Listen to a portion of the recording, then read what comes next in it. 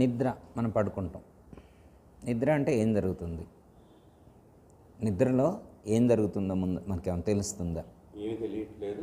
లేచిన హాయిగా ఉంది. అయితే చెప్తా. నిద్ర ఇప్పుడు జాగ్రత్త అవస్థలో ఉన్నాం. మీరున్నారా జాగ్రత్త అవస్థలో? నిద్ర వచ్చింది, మీరుంటారా? మీరు ఉంటారు కానీ తెలీదా?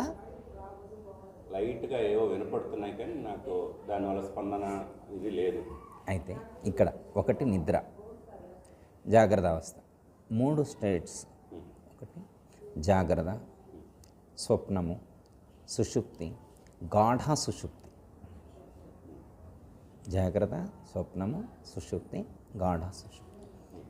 4 డైమెన్షన్స్, 4 పద్ధతులు, 4 స్థాయిలు. 4 స్థాయిలు.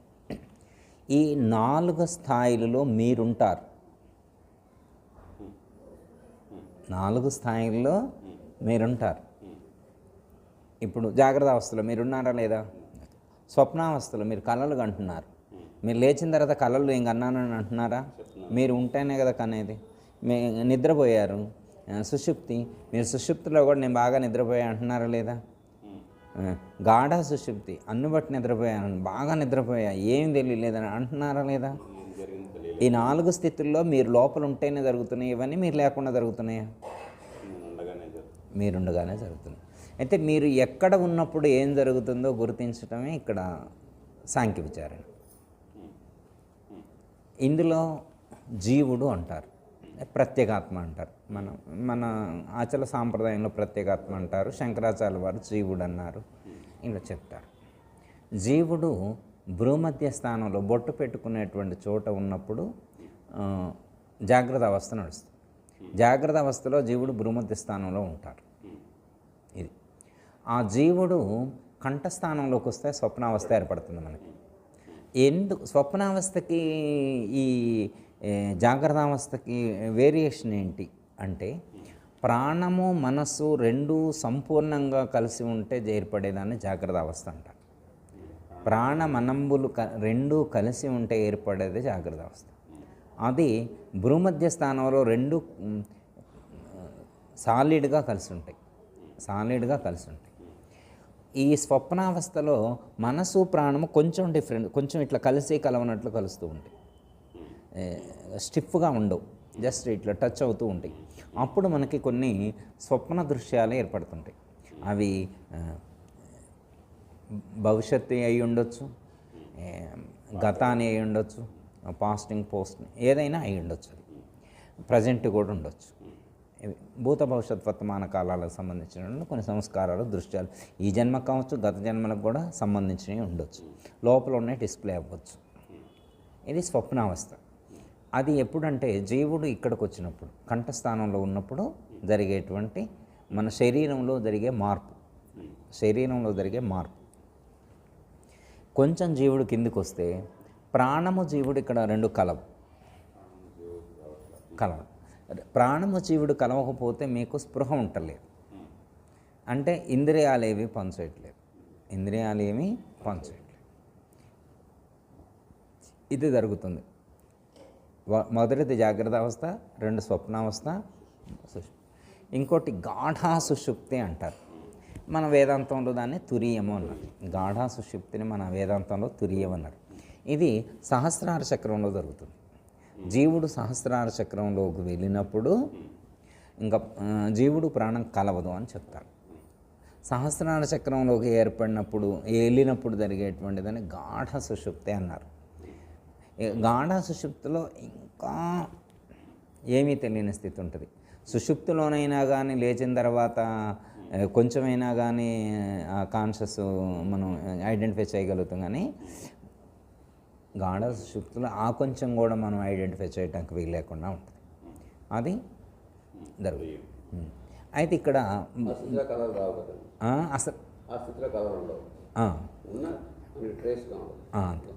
ఇప్పుడు జాగ్రత్త అవస్థలో ఉన్నప్పుడు పనిచేసే వ్యవస్థని స్థూల శరీరం అంటారు.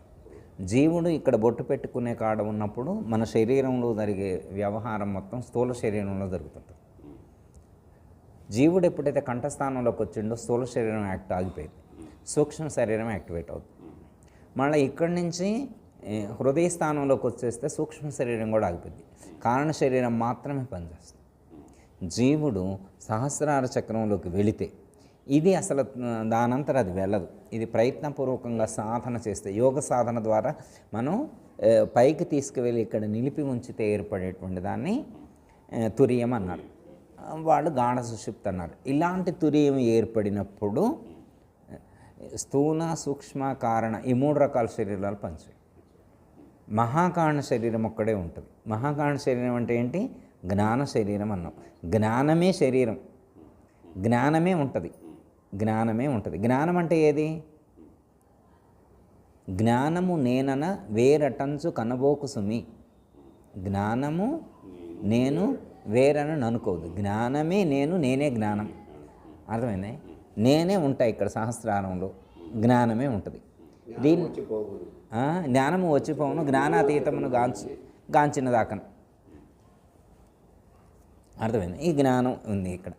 ఇప్పుడు మనకి ఈ నిద్ర వచ్చింది అంటే మనం ఏ స్టేట్ ఆఫ్లో అంటే ఏ స్థితిలో ఉన్నాం అంటే కళలు వస్తున్నాయా, మంచి నిద్రపోతున్నామా, తురియంలో ఉన్నామా, ఏ స్థితి కలిగినా మనకి వచ్చేదాన్ని ఎలాంటి పరిస్థితుల్లో మన బాడీ క్రియేట్ అవుతుంది, దీన్ని మనం గుర్తించగలం. ఊరికనే గుర్తించవచ్చు, మనకు అర్థమవుద్ది. అర్థమైంది? ఎక్కువ లోకంలో ఉన్నటువంటి వాళ్ళందరికీ ఏర్పడేవి 2 అవస్థలు. ఒకటి స్వప్నము, సుషుప్తి. తురియం అనేది అసలు వాళ్ళకి దరిదాపుల్లోనే ఉండదు. తురియం అనేటువంటిది దరిదాపులో. మీరు యోగ సాధన చేస్తూ ప్రాక్టీస్ చేస్తూ ఉన్నారు కాబట్టి ఆటోమేటిక్గా తురియంలోకి వెళ్ళిపోద్ది. గాఢ సుషుప్తి అనేటువంటిది వాళ్ళు పేరు పెట్టారు, కానీ తురియం అనేటువంటిది మనం ప్రాక్టీస్ చేస్తున్నాం కాబట్టి సుషుప్తి దాటంలోనే ఆటోమేటిక్గా సహస్రారంలోకి వెళ్ళి కూర్చుంటుంది. అది మనకు తెలియకుండానే సమాధి స్థితి ఏర్పడుతుంటుంది. ఎప్పుడు నిద్రలోనే మనకు తెలియకుండానే సమాధి స్థితిలో మనం ఉంటాం, తురియావస్థలో మనం ఉంటాం. అది మనకి లేచిన తర్వాత అర్థమైంది, మనం ఐడెంటిఫై చేయగలిగితే. ఇంత అనుభూతి కలిగిందంటే తురియం కలిగిందని మనం ఐడెంటిఫై చేయొచ్చు. అంటే మనం ఎక్కువ ప్రాక్టీస్ చేస్తూ ఉన్నాం కాబట్టి, మన ప్రాణాన్ని సహస్రారంలోకి నడుపుతూ ఉన్నాం కాబట్టి, నడిచిన బాట కాబట్టి వెంటనే అది వెళ్తుంది. ఇది ఒకటి. మనిషికి జాగ్రత్త అవస్థలో ఉండి ఇది ఏమీ చేయకపోయినా శరీరం అలసటగా ఉంటుంది. జాగ్రత్త అవస్థలో ఇప్పుడు స్థూల శరీరం అలసటగా ఉంటుంది. స్వప్నావస్థ శరీరాన్ని పడుకోబెట్టును, అయినా కానీ శరీరం అలసటగానే ఉంటుంది. ఎందుకంటే అది రిలాక్స్ అవ్వలేదు, రిలాక్స్ మోడ్లోకి రాలేదు. ఎందుకంటే స్వప్న దృశ్యాలు ప్రకటితమవుతున్నాయి, డిస్ప్లే అవుతున్నాయి. స్వప్న దృశ్యాలు ఉన్నంతసేపు నేను ఉంటా, నా మనసు ఉంటుంది, సూక్ష్మ శరీరం 17 ఇంద్రియాల యాక్టివేషన్లోనే ఉంటాయి కదా. నేనుంటా కాబట్టి ఖచ్చితంగా జాగ్రత్త అవస్థలో ఏం ప్రయోజనం ఉండదు, స్వప్నావస్థలో కూడా జీరో యూజ్. మనకు కొంచెం కూడా ఫీల్ కలగదనమాట. మన బాడీకి రిలాక్సేషన్ అనేటువంటిది, రిలాక్స్ మోడ్ రాదు, రిలాక్సేషన్ అవ్వలేము. ఇంకా సుషుప్తి ఇది హృదయ స్థానంలోకి వెళ్ళినప్పుడు, జీవుడు హృదయ స్థానంలోకి వెళ్ళినప్పుడు కలిగేటువంటి స్థితి.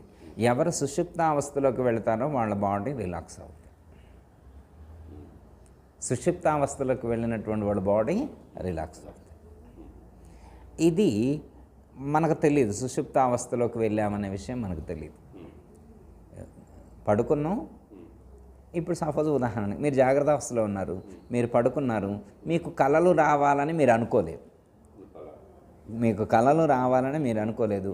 మరి ఎవరు ప్రేరేపిస్తే మీకు కళ్ళు వచ్చినాయి? క్వశ్చన్ ఎప్పుడన్నా మనకుందా? కళ్ళు వచ్చినాయి, నేను అనుకోలేదు, ఎందుకు వచ్చింది కళ అని అనుకో క్వశ్చన్ వేసుకుంటే, మరి ఎవరిచ్చినట్టు కళలు మనకి? ఆర్గనైజ్ చేసేవాళ్ళు, అడ్మినిస్ట్రేటర్స్, మన బాడీ యూనివర్స్ మొత్తాన్ని అడ్మినిస్ట్రేట్ చేసేటువంటి డిపార్ట్మెంట్ ఒక దేవతా వ్యవస్థ ఉంటుంది కదా, ఉండదా? అదే కదా మన బాడీని కూడా ఆర్గనైజ్ చేసేది, కంట్రోల్ చేసేది ఒక వ్యవస్థ ఉంది కదా, నడిపించే వ్యవస్థ ఒకటి ఉంది కదా, అడ్మినిస్ట్రేటివ్ డిపార్ట్మెంట్ ఒకటి ఉంది కదా. మరి మన కళలు రావాలని ఎవరు ఆర్డర్ వేస్తే మనకు కళ్ళు వచ్చినాయి? వస్తున్నాయి కదా. మన శరీరం మన ప్రమేయం లేకుండా కళలు రావటం ఏంటి? మనకు తెలియకుండా, మన ఇష్టం లేకుండా, మనకిష్టం లేని రావటం వల్ల అది కాదు, మనకిష్టం లేని వస్తున్నాయి. కళ్ళు అయినంతసేపు వస్తున్నాయి, ఒక కాసేపు వచ్చినాయి. ఒకళ్ళకి తెల్లారులు వస్తున్నాయి, ఒకళ్ళకి కాసేపు వచ్చిన తర్వాత మన నిద్ర వస్తుంది, సుషుప్తి ఏర్పడుతుంది. మరి వీడని ఒక అర్ధగంట తర్వాత సుషుప్తిలోకి పంపాలని పంపే వ్యవస్థ ఇది. జాగ్రత్త మన అక్కడి నుంచి మన ఎమ్మటే మేలుకు వచ్చింది, నిద్ర పట్టట్లేదు, గాలి ఆడట్లేదు అని మళ్ళీ లేచి కూర్చుండు, మన జాగ్రత్త అవస్థలోకి వచ్చిండు. అంటే జాగ్రత్త అవస్థ నుంచి స్వప్నంలోకి, స్వప్నంలో నుంచి సుషుప్తిలోకి, సుషుప్తిలో నుంచి మళ్ళీ జాగ్రత్తలోకి మనల్ని ట్రాన్స్లేట్ చేసింది, మార్చింది ఎవరు?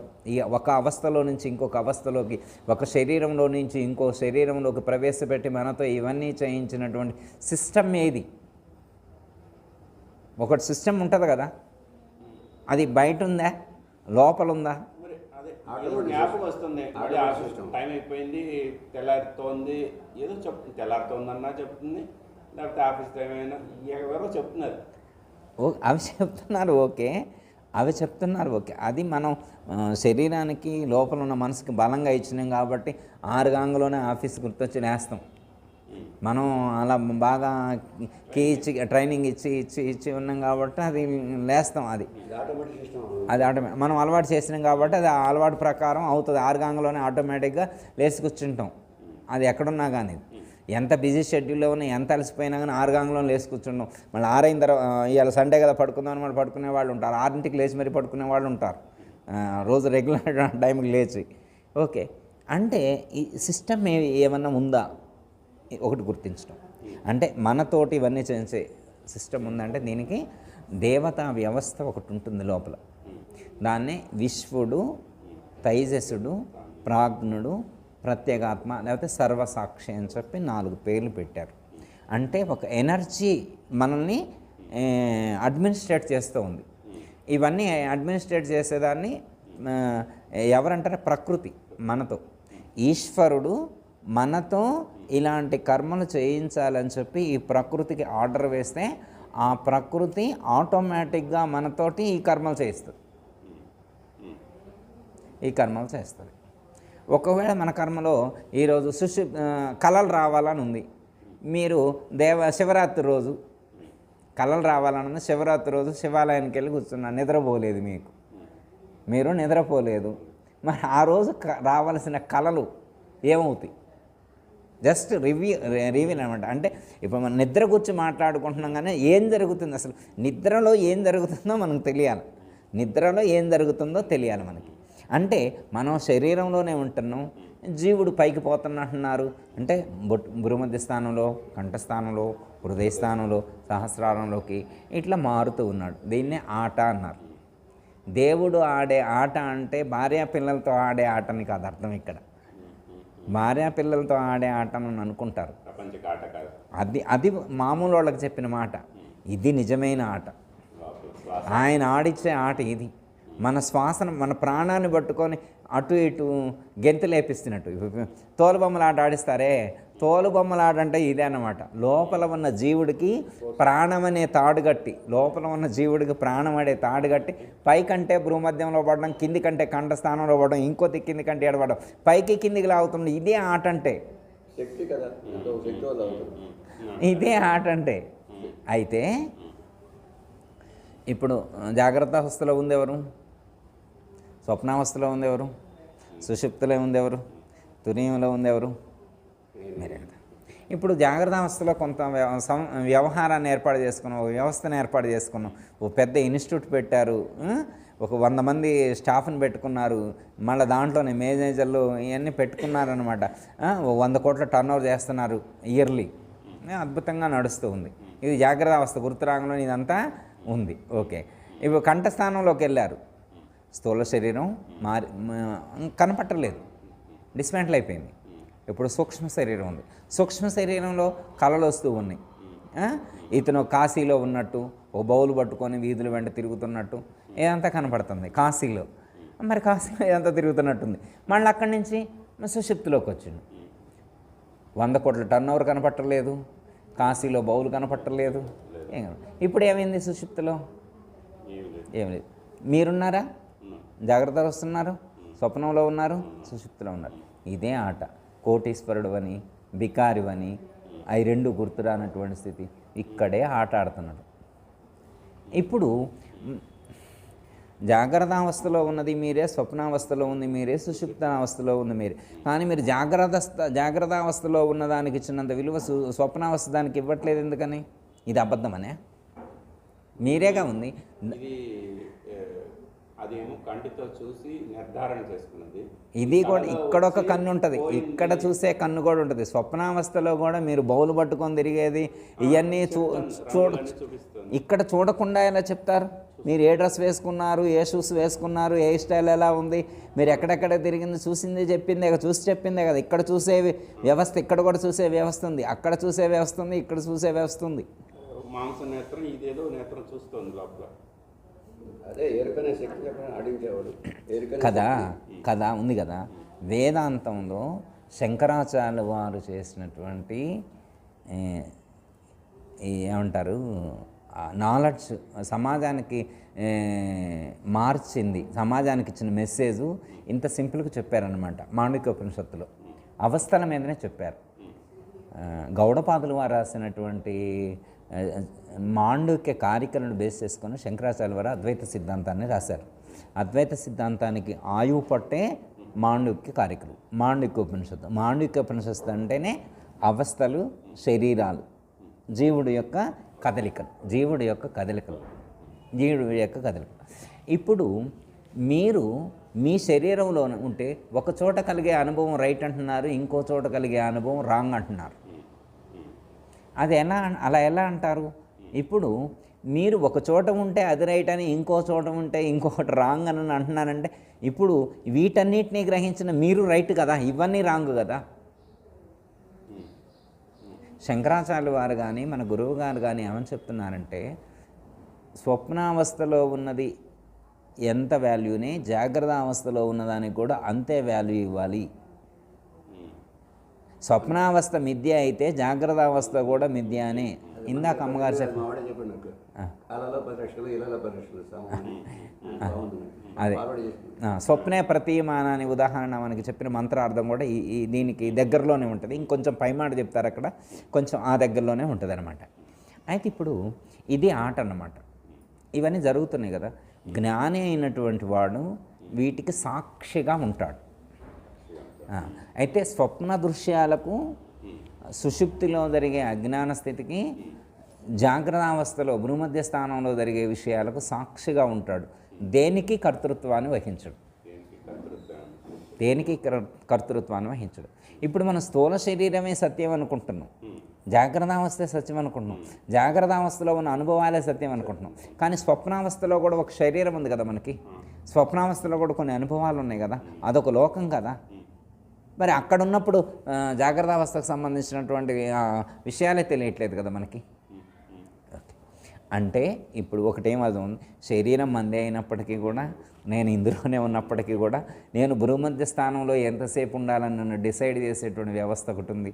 దాన్ని కంఠస్థానంలోకి మార్చి, సుషుప్తిలోకి మార్చి, అంటే హృదయ స్థానంలోకి మార్చి, ఇవన్నీ ఆటోమేటిక్గా ప్రకృతిలో జరుగుతాయి. కానీ సహస్రారానికి మాత్రం మనం ప్రయత్నపూర్వకంగానే చేయాలి. ప్రయత్నపూర్వకంగానే సహస్రార చక్రానికి రీచ్ అవ్వాలి. ఓకే, ఇది జరుగుతుంది కదా. ఇదంతా కూడా అంటే ఒక యోగి అయినటువంటి వాడు, ఒక జ్ఞాని అయినటువంటి వాడు భూమధ్యంలో కానీ, కంఠంలో కానీ, హృదయంలో కానీ, సహస్రారంలో కదిలేటువంటి నేను మాత్రమే సత్యము, ఈ కదలిక ద్వారా వచ్చేటువంటి స్థూల సూక్ష్మ కారణ మహాకారణాలు మిథ్య అని చెప్పారు. అవి లేనటువంటి ఇవన్నీ మిథ్య, నేనొక్కడే సత్యం, నేను సత్యం, ఇవన్నీ మిథ్య. నేను సత్యం, ఈ మిగతా ఈ ఆవరణల ద్వారా పొందబడేటువంటి అనుభవాలు కూడా మిథ్య, అవి సత్యం కాదు. ఇది చెప్పారు. ఇది ఓకే, ఇది అయిపోయింది. అయితే మనం నిద్రపోతే జాగ్రత్త అవస్థలో ఉంటే శరీరం అలసిపోయినట్టుంది, స్వప్నావస్థలో ఉన్నప్పుడు కూడా అలసిపోయినట్టుంది. సుషిప్తావస్థకు వచ్చినప్పుడు శరీరం రిలాక్స్ అవుతుంది. ఎందుకు అంటే సుషిప్తావస్థలో ఏం పని చేస్తున్నాయి, ఏం పని చేయట్లేదు. సుషుప్తిలో ఏం పని చేయట్లేదు, ఇంద్రియాలు ఏమీ పని చేయట్లేదు,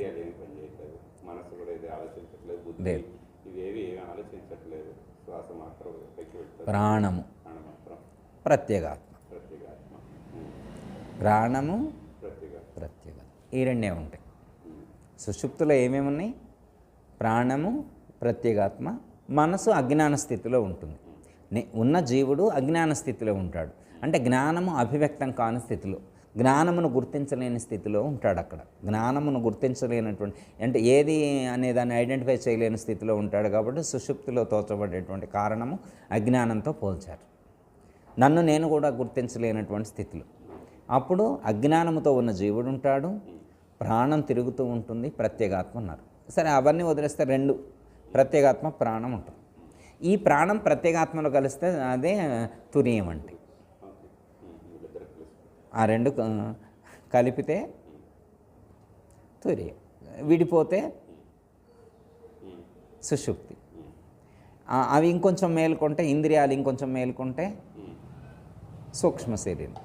మొత్తం 25 ఇంద్రియాలు యాక్టివేషన్లో ఉంటే స్థూల శరీరం. స్థూల, సూక్ష్మ, కారణ, మహాకారణ. అయితే మనకి ఈ సుషుప్తావస్థ ఏర్పడినప్పుడు రిలాక్సేషన్ వచ్చింది. ఎందుకు అంటే ఇంద్రియాలు ఏమీ పనిచేయట్లేదు, రెస్ట్ తీసుకుంటున్నాయి. ఇంద్రియాలు రెస్ట్ తీసుకుంటున్నాయి. అసంకల్పితంగా పనిచేసేటువంటి వ్యవస్థ ఏదైతే ఉన్నదో, హార్ట్ కానీ కిడ్నీ, ఇవన్నీ కూడా అది మనతో సంబంధం లేకుండా అసంకల్పితంగా పనిచేసే వ్యవహారం ఏదైతే ఉంటుందో అది పనిచేస్తూ ఉంటుంది. ఇంకా ప్రాణం అన్ని అవయవాలకి ఎక్కువ సప్లై అవుతుంది. ఇప్పుడు మిగతా ఎక్కడా ఖర్చు అవ్వట్లేదు కాబట్టి మనం తీసుకునేటువంటిది ప్రాణశక్తి ఎక్కువగా తీసుకుంటాం. కాబట్టి మన శరీరం మొత్తం ఉన్నటువంటి ఆర్గాన్స్ అన్నిటికి కానీ, లేకపోతే ఇంద్రియాలన్నిటికి కానీ ప్రాణశక్తి ఎక్కువగా అందటం చేత మనం రిలాక్సేషన్ అవుతాం. సుషుప్తిలో రిలాక్సేషన్ అవుతాం. తురీయంలో కూడా అంతే రిలాక్సేషన్ అవుతాం. తురీయానికి సుషుప్తికి వేరియేషన్ ఏముంది? సుషుప్తిలో రిలాక్సేషన్ ఉంది, తురీయంలో రిలాక్సేషన్ కూడా ఎందుకు అవుతుందంటే తురీయంలో కూడా సుషుప్తిలో జరిగినట్టే జరుగుద్ది. కానీ సుషుప్తావస్థ ఏర్పడినప్పుడు మీకు తెలుస్తుందా? మీరు బాగా నిద్రపోతున్నారు, మీరు నిద్రపోతున్న విషయం మీకు తెలుస్తుందా? ఇప్పుడు మీరు వెళ్ళి అక్కడ పడుకున్నారనుకోండి, బాగా నిద్రపోతున్నారనుకోండి, నిద్రపోయే విషయం మీకు తెలుస్తుందా? ఎంతసేపు నిద్రపోయారనే విషయం కూడా తెలియదు. అంటే నిద్రపోయే విషయం మీకు తెలియకుండా ఉంటుంది ఎప్పుడు సుషుప్తిలో. అదే తురీయం అంటే అలా నిద్రపోతే వచ్చేది కాదు, ఎరుకతో వచ్చేటువంటి దాన్ని తురీయం అన్నారు. తురీయంలో శరీరం స్పర్శ ఉండదు, ఇంద్రియాలు పనిచేయవు, కానీ మీరుంటారు. మనసు కూడా పనిచేయదు. ప్రాణము, ప్రత్యేగాత్మ రెండు ఉంటాయి. ప్రాణము సహస్రారమునందు కేంద్రీకృతమైతే దాన్ని తురీయం అంటారు. ఇప్పుడు తురీయంలో ఎవరుంటారు? మీరొక్కరే ఉంటారు. ఎవరుంటారు తురీయంలో? మీరొక్కరే. దాన్ని శుద్ధ ఇరుక స్థితి అన్నారు. ఇప్పుడు తురీయంలో మీరున్నారు. తురీయంలో మీరుంటే మీరు ఉన్న విషయం ఎవరికైనా చెప్పడానికి మీ దగ్గర ఏమైనా ఉందా అందుబాటులో? మనసు కూడా లేదు కదా, మనసు కూడా ఆగిపోయింది కదా.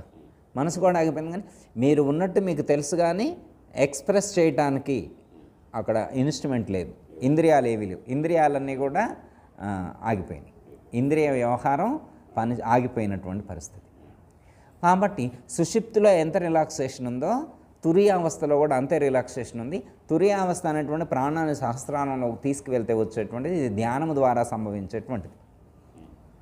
ఇప్పుడు మరి సుషుప్తావస్థలో మనకి పడుకొని లేవగానే హాయిగా ఉందను, అలాగే ధ్యానం చేసిన తర్వాత కూడా హాయిగా ఉందని అనాల. యాక్చువల్గా అయితే ధ్యానం చేయగలనే కూడా ప్రాణం అన్నిటికీ సప్లై అవుతుంది కదా. ఇంకా మనం మెలకువతో ఉంటాం కదా, ఎరుకతో ఉంటాం కదా. ఇంకా సుషుప్తిలో కంటే తురీయంలోనే ఇంకా ఎనర్జెటిక్గా ఉండాలి. కానీ మనం తురీయావస్థలో నుంచి బయటకు వచ్చిన తర్వాత, ధ్యానంలో నుంచి బయటకు వచ్చిన తర్వాత శరీరం అలసిపోయినట్లుగా ఎందుకు అనిపిస్తుంది? ఇప్పుడు ధ్యానం చేస్తే మరి ఎనర్జీ ఉండాలి కదా. ధ్యానం చేసిన తర్వాత కూడా అలసిపోయినట్లు ఎందుకు ఉంటుంది? శరీరం ఉండదు కదా. ధ్యానం చేస్తున్నామంటేనే ఎనర్జీ రిసీవ్ అవ్వాలి, బాడీ ఎనర్జీ అబ్జర్వ్ చేసుకోవాలి. మరి ఎనర్జీ ఎందుకు రిసీవ్ అవ్వట్లేదు? ఏమైనా ధ్యానం చేసే విషయంలో ఏమైనా మనం మిస్టేక్ చేస్తున్నామా? ధ్యానం సరిగా చేస్తున్నామా లేదా? మనం చేసేటువంటి ధ్యానంలో ఎనర్జీ రిసీవ్ అవ్వట్లేదా? ఈ పాయింట్ అవుట్స్ మనం క్యాచ్ చేయాలి. ఓకే, మరి అంటే ధ్యానం అంటే మనం ఏం చేస్తే మనకి తురీయావస్థ ఏర్పడుతుంది? అలాంటి ధ్యానం మనం చేస్తున్నామా? అంటే మనం దేన్ని ధ్యానం అనుకుంటున్నాం? మన ఋషులు దేన్ని ధ్యానం అని చెప్పారు? ఋషులు ధ్యానం అంటే ఏం చెప్పారు, మనం దేన్ని ధ్యానం అనుకుంటున్నాం. కొంతమందిని నేను గమనించాను, ఆయన ధ్యానం అని చెప్పి కళ్ళు మూసుకొని నిద్రపోతున్నారు. మెడవాళ్ళము జరుగుతుంది. నేను వేరే వాళ్ళు అడిగితే ఇది యోగ నిద్ర అండి అన్నాడు. మంచిది నేను యోగ నిద్ర సరే చేసుకొని ఎవరిష్టం వాళ్ళది, మనం చెప్పలేం కదా. కానీ మీరు ఎక్కడైనా ఋషుల్ని గమనించండి, హిమాలయస్ కానీ ఎక్కడైనా మీరు ఋషుల్ని గమనించండి. తురియావస్థలో ఉన్నటువంటి ఋషి ఇలా వాలిపోవటం కానీ పడిపోయినట్టుగాను చూడండి, గమనించండి ఎక్కడైనా జరిగిందా. ఇలా ఉంటే ఇలాగే ఉంటాడు. కొన్ని వందల సంవత్సరాల పాటు ఇలా కూర్చుని ఉంటారు, సంవత్సరాలు ఇలా కదలకుండా కూర్చుంటారు. చెయ్యి ఇట్లా కూడా జరగదు కొంచెం కూడా బాడీ అలాగే ఉంటుంది అంతే. ఇప్పుడు ఈ ఫోన్ ఇట్లా పెట్టిన కదలదు అంతే. వాళ్ళు ఏ డైమెన్షన్లో కూర్చుంటే అలాగే పడిపోతారు. మార్పు జరగదు. మార్పు జరుగుతుంది అంటే చేసే ధ్యాన ప్రక్రియలోనే డిఫరెన్స్ ఉంది. అది కుదరట్లేదని అర్థం. వాళ్ళకు చేసే ధ్యాన విధానం కుదరట్లేదని అర్థం. ఓకే, ఇది ఒక పద్ధతి. ధ్యానం చేస్తే రిలాక్సేషన్ రావాలి అంటే కొంతమందికి ధ్యానం చేసిన తర్వాత ఆ బాడీ ఎనర్జీ మొత్తం బాడీకి రిసీవ్ అవ్వక మధ్య మధ్యలో అక్కడక్కడ స్టక్ అయి ఉంటే కాసేపు పడుకోవాలనిపిస్తే అలా పడుకున్నప్పుడు అది మొత్తం రిసీవ్ అయ్యి అడ్జస్ట్ అవుతుంది. అలా అడ్జస్ట్ అయినప్పుడు కూడా హ్యాపీగా ఉంటుంది. ఇప్పుడు మీరు చెప్పింది దీనికి సంబంధించింది. మీరు ధ్యానం చేసినప్పుడు కొంత ఎనర్జీ ఫామ్ అవుతుంది కదా, అది మొత్తం శరీరం మొత్తానికి వ్యాపించకుండా మిడిల్ ఆఫ్లో మీరు ఆగినప్పుడు మళ్ళీ మీరు పడుకున్నప్పుడు అది నిద్రపోయినప్పుడు మళ్ళీ అది ఫుల్ ఫ్లెడ్జ్ అయినప్పుడు మళ్ళీ మీకు హ్యాపీనెస్, నిద్రలో నుంచి లేవగానే అప్పుడు ఫుల్ ఫ్లెడ్జ్గా మెడిటేషన్ చేసిన ఫీల్ కలుగుతుంది మీకు. ఇది ధ్యానం చేసేటువంటి దాంట్లో కొంతమందికి ఇలా కలుగుతుంది. ధ్యానం చేసిన తర్వాత ఒక 5 నిమిషాలు ఇలా పడుకుంటే వాళ్ళకి 100% మెడిటేషన్ చేసిన ఫీల్ కలుగుతుంది.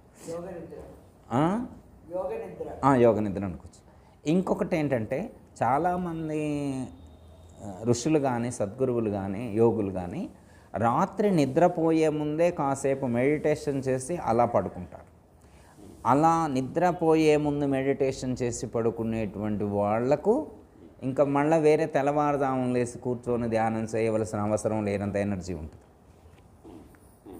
ఇది ఒక టెక్నిక్ అనమాట. అంటే మన యొక్క స్వప్నాన్ని లేకపోతే నిద్రను యోగంగా మార్చుకోవడం, ధ్యానంగా దీన్ని అమ్మగారు చెప్పినట్టు యోగ నిద్ర అని అనుకోవచ్చు. అట్లా ఇది అందరికీ కూడా కుదరదు. ఇది అందరికీ కూడా కుదరదు అనమాట. టెన్షన్స్ ఉండి కొంచెం రకరకాల ప్రాబ్లమ్స్ ఉన్నటువంటి వాళ్ళకి సెట్ అయ్యేటువంటిది కాదు. ఒకటి, ధ్యానం చేసినప్పుడు శరీరం అలసటగా ఉంది అంటే ధ్యానం ఫుల్ ఫ్లెడ్జ్ అవ్వలేదని అర్థం. ధ్యానం ఇన్కంప్లీట్ అయినప్పుడు మాత్రమే శరీరంలో అలసట తెలుస్తుంది. మళ్ళీ పడుకున్నప్పుడు రిలాక్సేషన్ అవుతుంది అంటే మనం చేసిన ధ్యానం పడుకున్నప్పుడు మాత్రమే రీసెట్ అవుతుంది. అంటే కంప్లీట్ అవ్వటానికి కాస్త టైము రిలాక్సేషన్ కోసం ఇవ్వాల్సినటువంటి అవసరం వస్తుంది. కాకపోతే ఏంటంటే మనం కూర్చొని ధ్యానం చేసినప్పుడే అవ్వగలిగితే ఇంకా కరెక్ట్ అన్నట్టు. ఓకే, అయితే ధ్యానం చేసినప్పుడు మనకి ప్రెజర్స్ ఏమైనా ఉన్నాయా అనేది గుర్తించాలి. ప్రెజర్స్ ఇప్పుడు మీరు కొన్ని టీవీల్లో కానీ చూసినప్పుడు కొంతమంది మాస్టర్స్ ధ్యానం చేసినప్పుడు ఇలా పట్టుకొని ఊగుతుంటారు. చాలామంది అట్లా ఇట్లా ఊగుతుంటారు, అరుస్తుంటారు. ఇవన్నీ అలా ఎందుకు జరుగుతాయి అంటే సాధన సరి అయిన దశలో జరగట్లేదని అర్థం.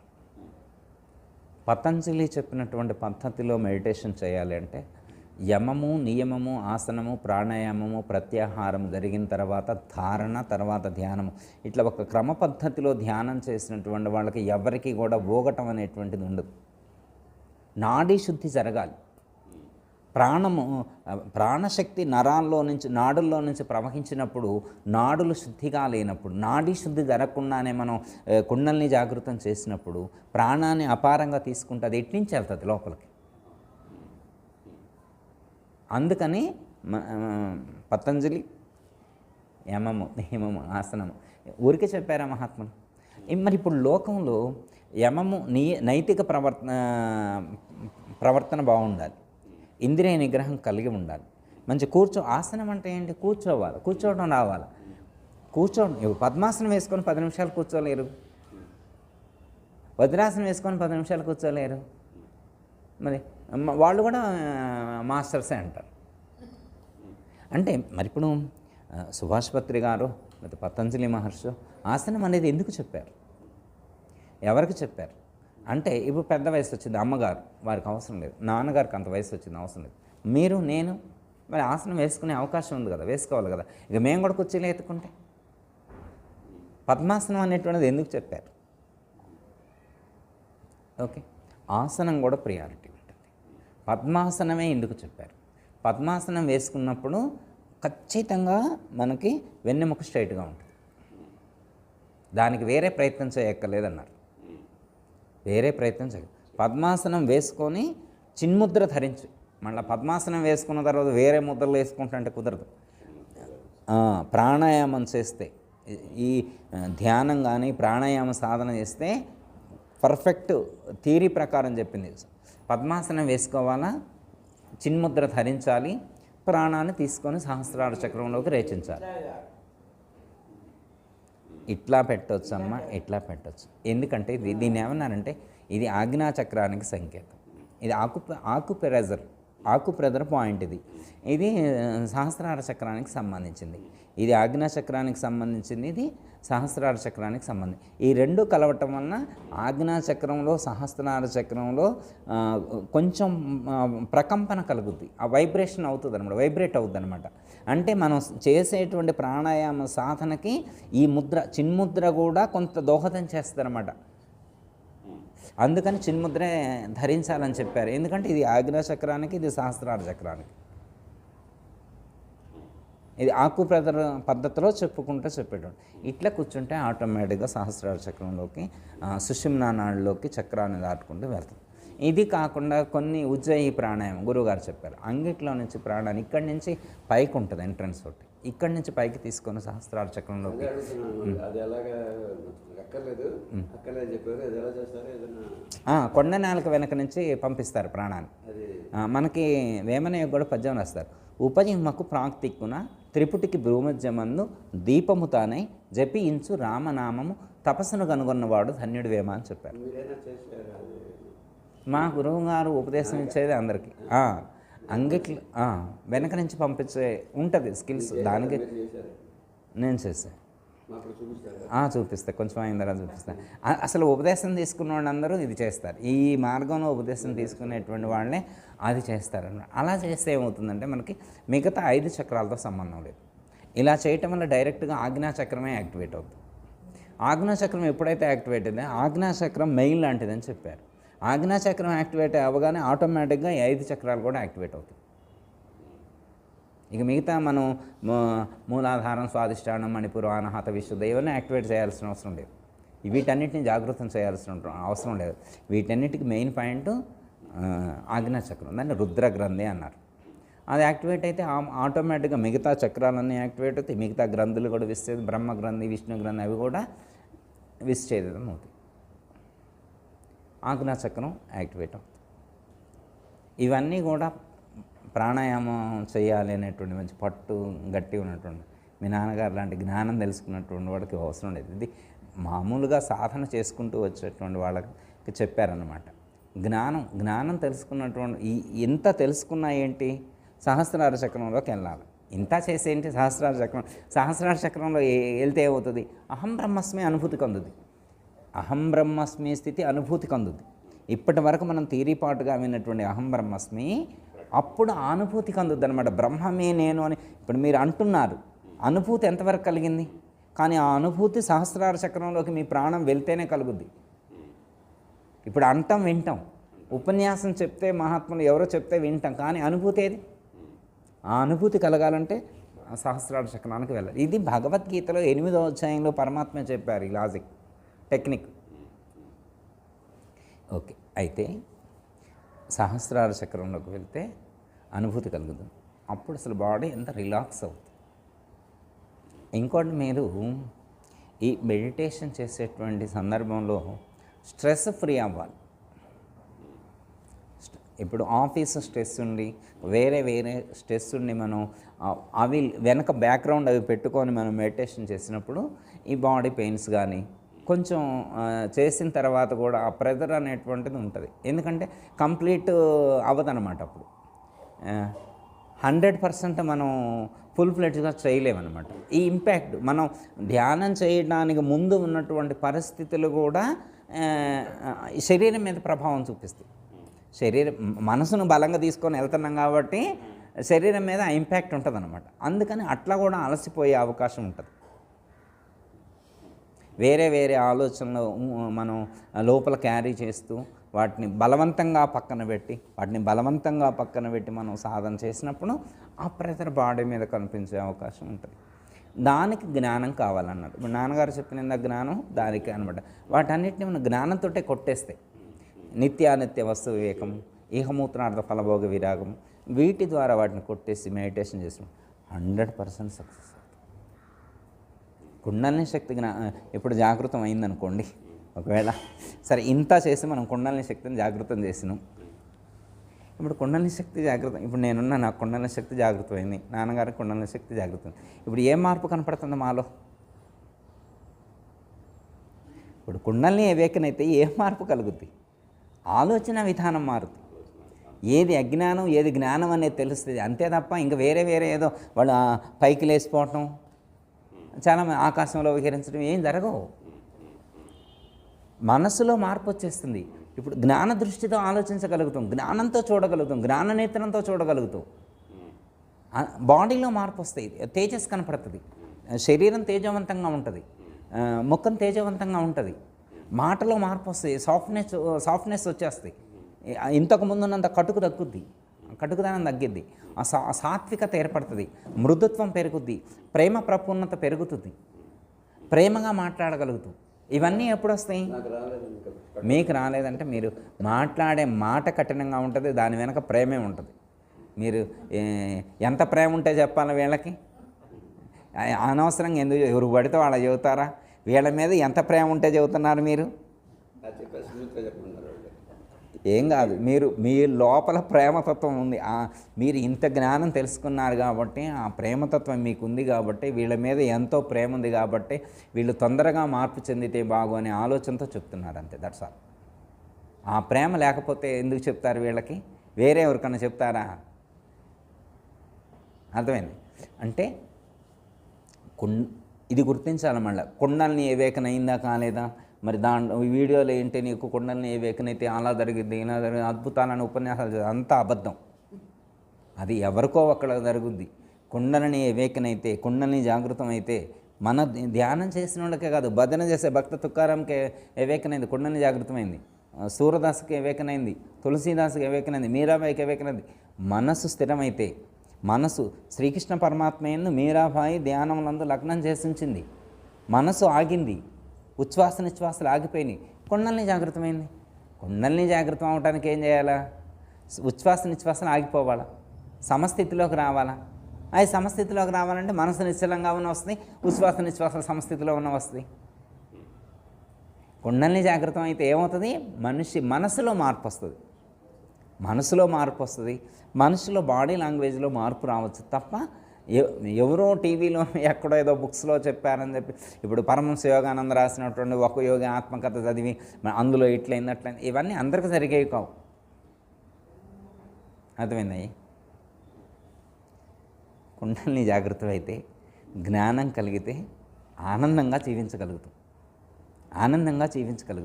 మన చుట్టూ ఉన్నటువంటి వాళ్ళకి ఆనందాన్ని పంచగలుగుతాం. అంతే తప్ప గాలిలో ఎగరటం కానీ, సిద్ధులు రావాలని కానీ ఇట్లే సిద్ధి అసంకల్పితంగానే సిద్ధి ప్రాప్తిస్తుంది. అక్కడ ఆగిపోకూడదు. మన వాక్కి పవర్ పెరిగితే, దృష్టికి పవర్ పెరిగితే, ఆశీర్వచనానికి పవర్ పెరిగినప్పుడు చాలా కంట్రోల్గా ఉండాలి. ఇట్రా నేను బొట్టు పెడతాను మీ అబ్బాయికి తగ్గిపోయిద్దని అలా అనకూడదు. నేను ఎవరు అనుకుంటున్నావు అట్లా ఒకళ్ళు చేసినా కానీ సద్గురు. మీ నాన్నగారు ఉన్నారు, సద్గురు అర్పణం అంటారంటారు. నా వల్ల జరుగుతుంది అంటారా? కర్తృత్వం ఉండదు. సిద్ధి వచ్చినా కానీ కర్తృత్వరహితంగా ఉండాలి. నా వల్లనే జరుగుతుంది అనేది కాకుండా అలా అనుకుంటుంటే ఎనర్జీ లాస్ అవ్వం. ఓకే, అలా ఉంటే బాడీ అలసట కూడా ఆ విధంగా ప్రయత్నం చేద్దాం. ఓకే, జయతల సత్తుల ప్రభు మహారాజ్.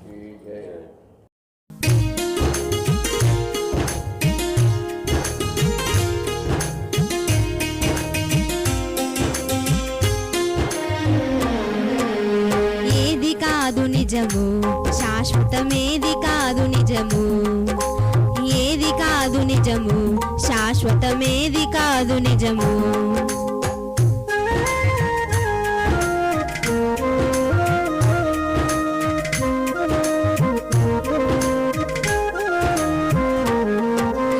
ఏది కాదు నిజమేది కాదురా, శాశ్వతమైనది ఏదో తెలియరా. మేదిని లోపల సాధన చేసి జనన మరణము లేనిది కనరా.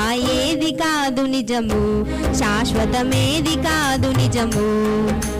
ఏది కాదు నిజము, శాశ్వతమేది కాదు నిజము.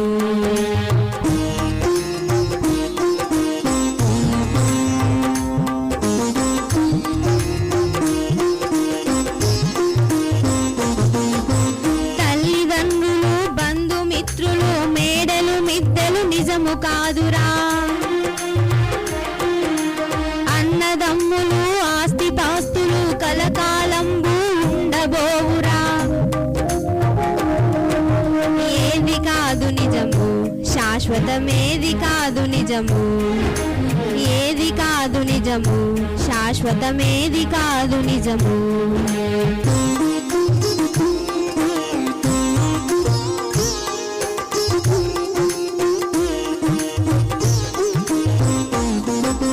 కన్న బిడ్డలని మిన్నగా చూస్తే ఉన్నది మొత్తం సున్న చేస్తారు.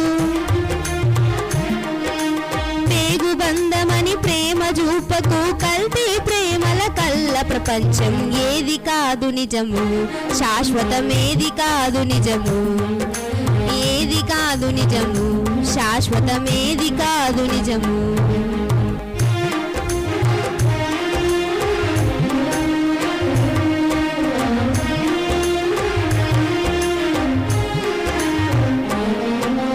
నీతి న్యాయం నీరుగారును, సత్యం ధర్మం సాగనివ్వరు. పతనం మంచుల పరుగులు తీసే పాతకముల ప్రపంచమురా. ఇది ఏది కాదు నిజము, శాశ్వతమేది కాదు నిజము. ఏది కాదు నిజము, శాశ్వతమేది కాదు నిజము.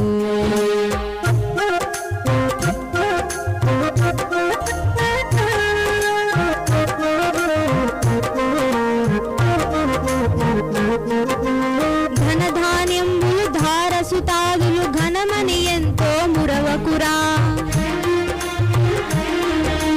తనువులోని వెళ్ళిన వెనుక తరలిరారు నీ వెంట ఎవ్వరు. ఏది కాదు నిజము, శాశ్వతమేది కాదు నిజము. ఏది కాదు నిజము, శాశ్వతమేది కాదు నిజము.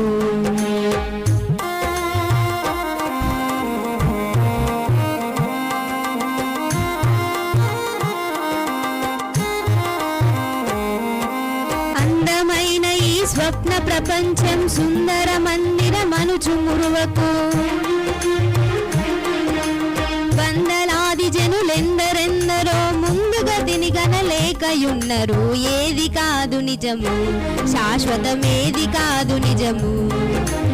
ఏది కాదు నిజము, శాశ్వతమేది కాదు నిజము.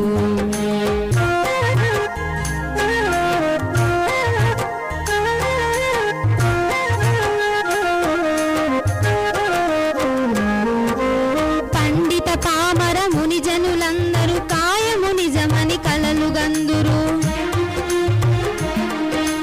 నిమిషములోనే మాయమమ్మునో నిలువబోదు ఈ కాయము నమ్మకు. ఏది కాదు నిజము, శాశ్వతమేది కాదు నిజము.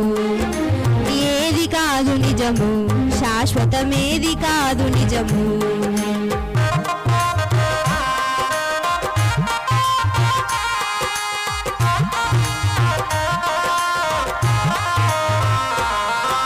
ధరణిల వైరా గ్రామమందున శ్రీ గురుదేవుడు సత్యయాఖ్యుడు, పరమును తెల్పియు కృష్ణమూర్తికి ఎరుక భ్రాంతిని తీసివేసెను. ఏది కాదు నిజము, శాశ్వతమేది కాదు నిజము. ఏది కాదు నిజము, శాశ్వతమేది కాదు నిజము. ఏది కాదు నిజము, శాశ్వతమేది కాదు నిజము. ఏది కాదు నిజము, శాశ్వతమేది కాదు నిజము.